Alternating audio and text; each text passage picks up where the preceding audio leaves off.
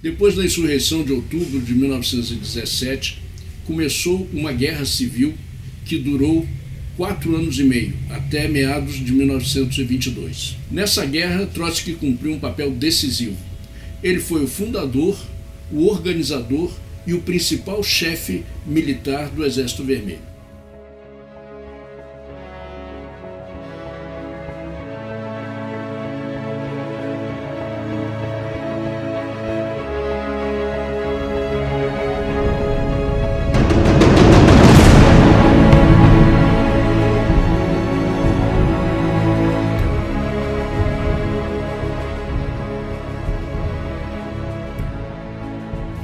O motivo principal da Guerra Civil foi a resistência armada das antigas classes dominantes da Rússia.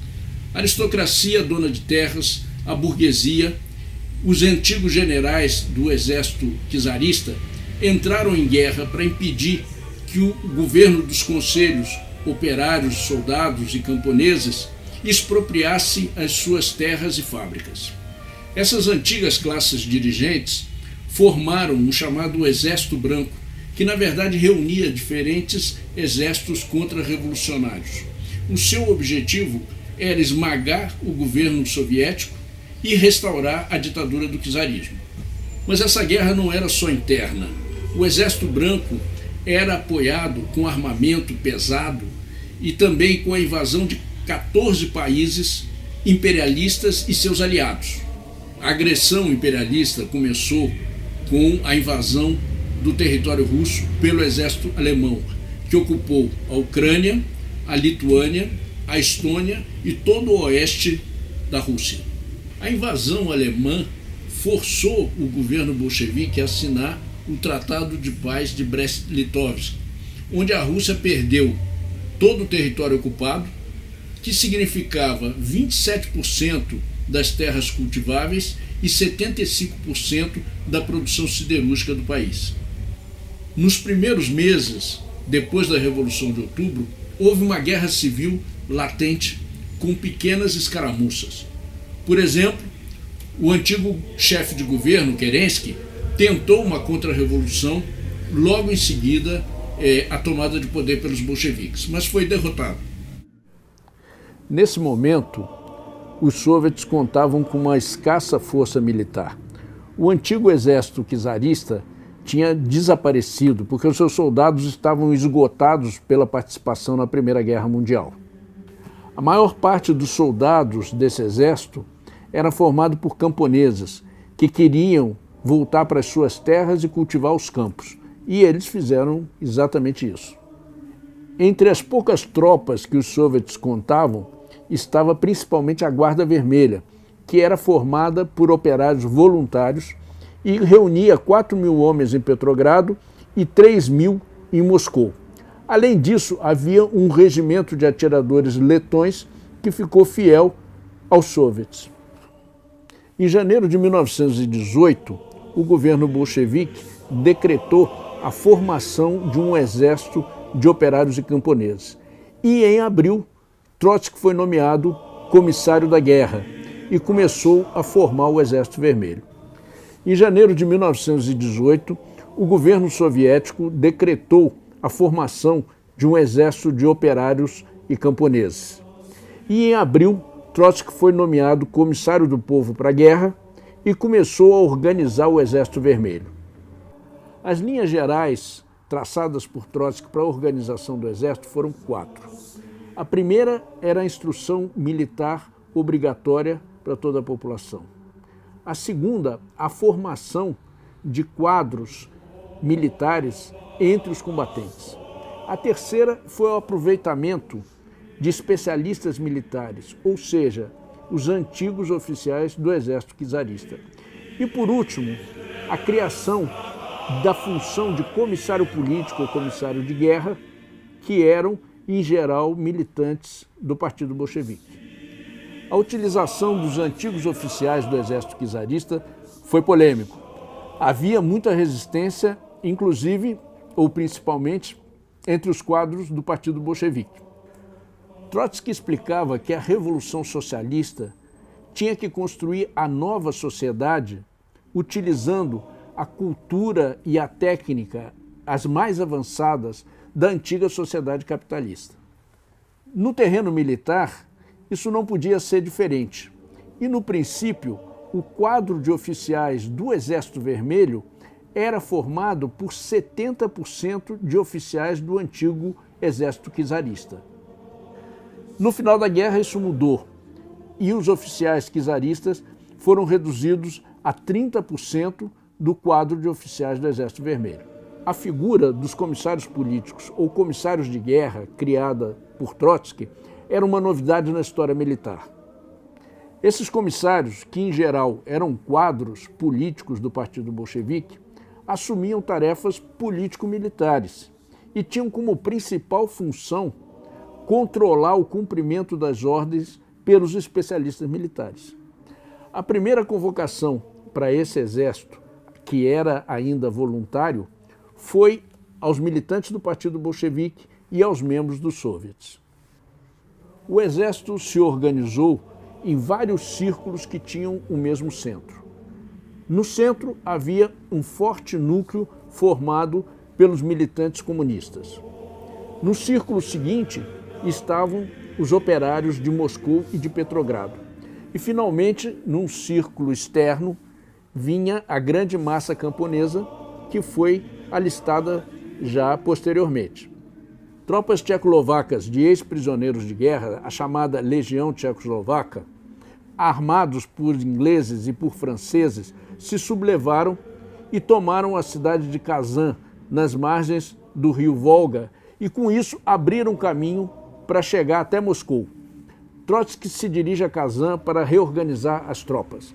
Finalmente, o Exército Vermelho retoma a cidade com 25 mil homens. Essa vitória teve um significado decisivo para o triunfo final do Exército Vermelho na Guerra Civil. Mas, apesar da vitória em Kazan, a República Soviética continuava ameaçada. 3 exércitos comandados por antigos oficiais do exército czarista ameaçavam diretamente a Revolução.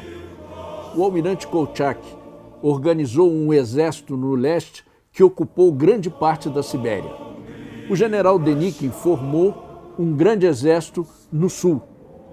E na região noroeste, o general Yudenich organizou outro exército que ameaçava diretamente Petrogrado, a capital da Revolução. Por outro lado, os países imperialistas e seus aliados se uniram contra os bolcheviques e diretamente invadiram o território russo.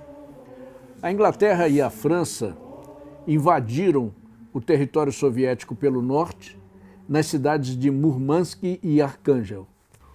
O Japão invadiu e ocupou a cidade de Vladivostok e a região próxima, que ficam no extremo leste do território russo.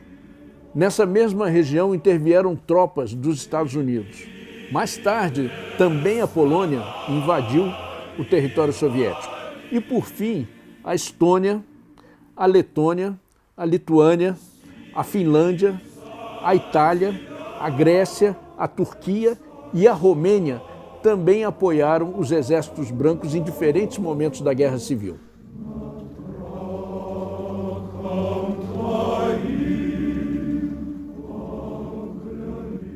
O Exército Vermelho foi uma verdadeira façanha organizativa, principalmente de Trotsky, que o dirigia.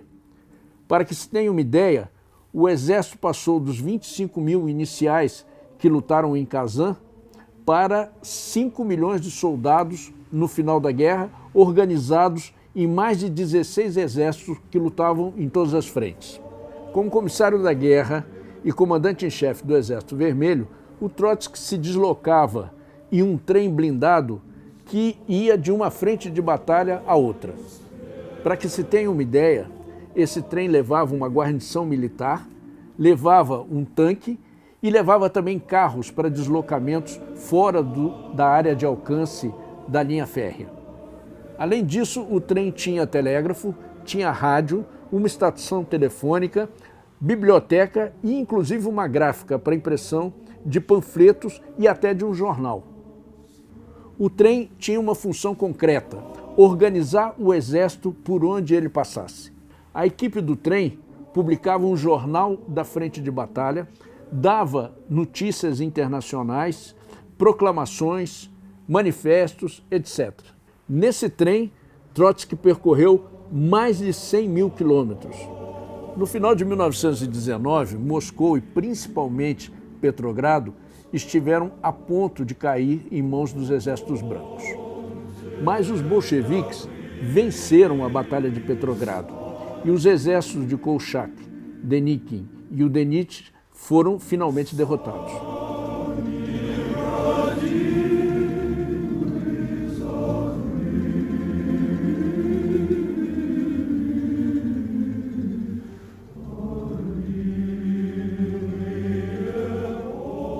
A Guerra Civil ainda continuou durante 2 anos, mas os bolcheviques já enfrentavam exércitos brancos mais fracos do que esses anteriores.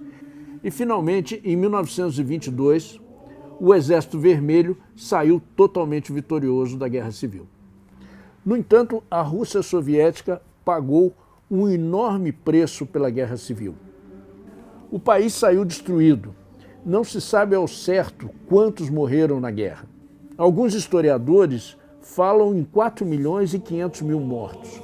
Outros afirmam que o número de mortos foi o dobro, 9 milhões. Mas um dado mais preciso é que só de operários, mais de 1 milhão morreram durante os combates da guerra. Há mais de 100 anos, a direita mundial acusa os bolcheviques por esses milhões de mortos na Guerra Civil. Isso é totalmente falso. Os bolcheviques é que foram atacados e cercados por todos os lados por exércitos imperialistas e por exércitos locais contra-revolucionários. Não há a menor dúvida que a responsabilidade dessa mortandade cabe aos exércitos brancos e às potências imperialistas. Além disso, podemos afirmar com certeza que se o exército branco e as potências imperialistas tivessem ganhado a guerra, a Rússia teria sido afogada num banho de sangue. Lenin, Trotsky e os bolcheviques tinham que defender a revolução, a classe operária e os camponeses, ou todos seriam aniquilados pelos seus inimigos. À frente do Exército Vermelho, eles conquistaram esse enorme triunfo que foi um dos maiores feitos da história da humanidade. No próximo episódio, nós vamos falar da Terceira Internacional, a Internacional Comunista, fundada em 1919 em plena Guerra Civil, com o objetivo de se transformar no Partido Mundial da Revolução Socialista.